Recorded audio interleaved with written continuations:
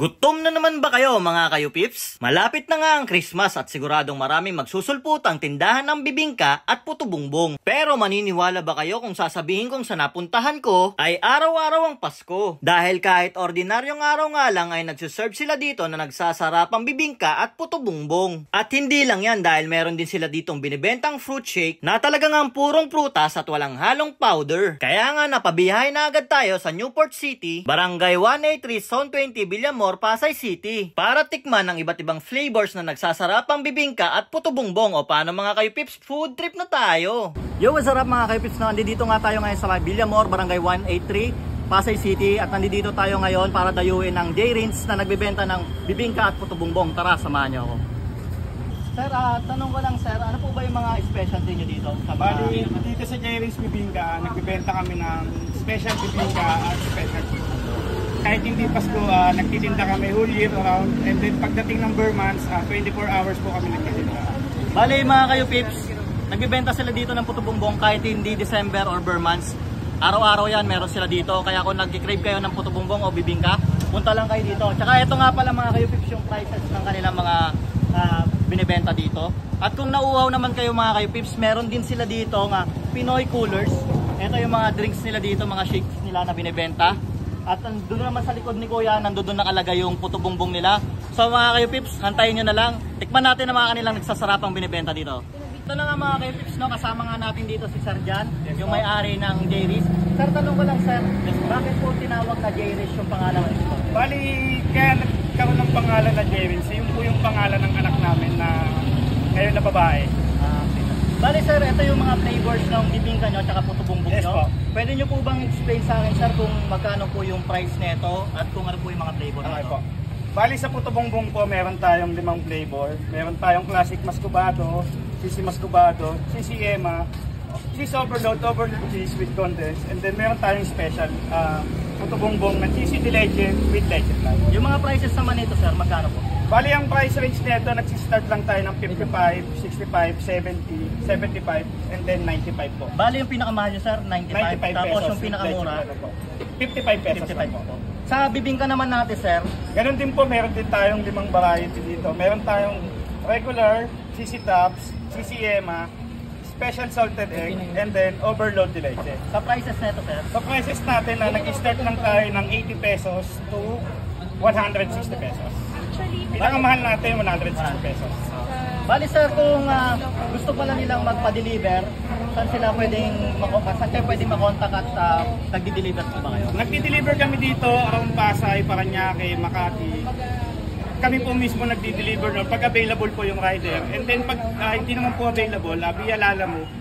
Tapos meron din kaming Facebook page. Punta lang po kayo sa J-Rins Bibingka yung puto bumbong. Doon kayo pwede maka-order po. Bali doon lang po. Para sa atin. Bali doon lang nila kayo kukontakin sir Yes, para po. maka-order sila ng bibingka at puto bumbong. Yes po, yes po. Bali sir, thank you po Salamat din po. O ngayon mga kayo-pips, tayo nyo na lang, titikman natin to kung anong lasa ng kanilang puto bumbong at bibingka. Eto na nga mga kayo-pips, no, titikman na natin yung kanilang puto bumbong na cheesy de leche. Nagkakahalaga lang to ng 95 pesos. Kita nyo naman, meron na siyang leche flan tsaka condensed. Tikman natin mga kayo-pips. At saka 4 pieces na pala to sa halagang 95 pesos. Solid na solid mga kayo-pips kung gaano kalaki yung kanilang puto bumbong dito.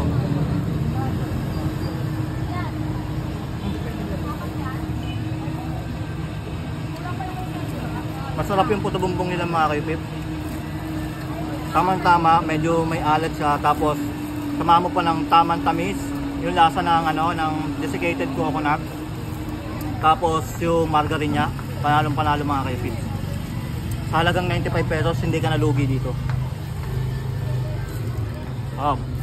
Ngayon naman mga kayo-pips, syempre hindi natin papalagpasin ang kanilang special na bibingka na nagkakahalaga lang ng 130 pesos. Bukan natin to mga kayo-pips. Kamay natin.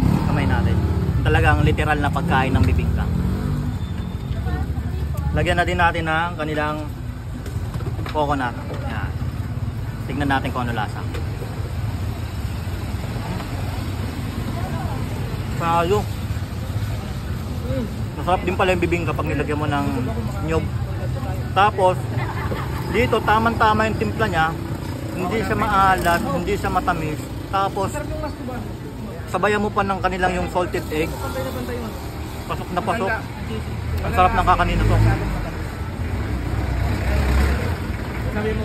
Tsaka mga kayo pips, dito sa J-Riz, hindi kayo mamamblema kasi everyday meron silang tindang puto bumbong tsaka bibingka.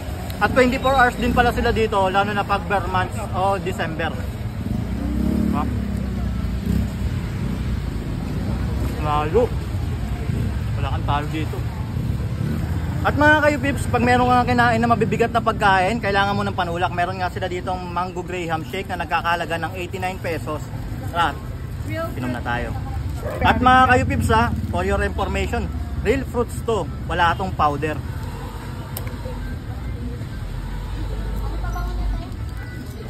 Ang sarap. Hindi siya ganun katamis. Tapos ang lasa mo yung mango nya.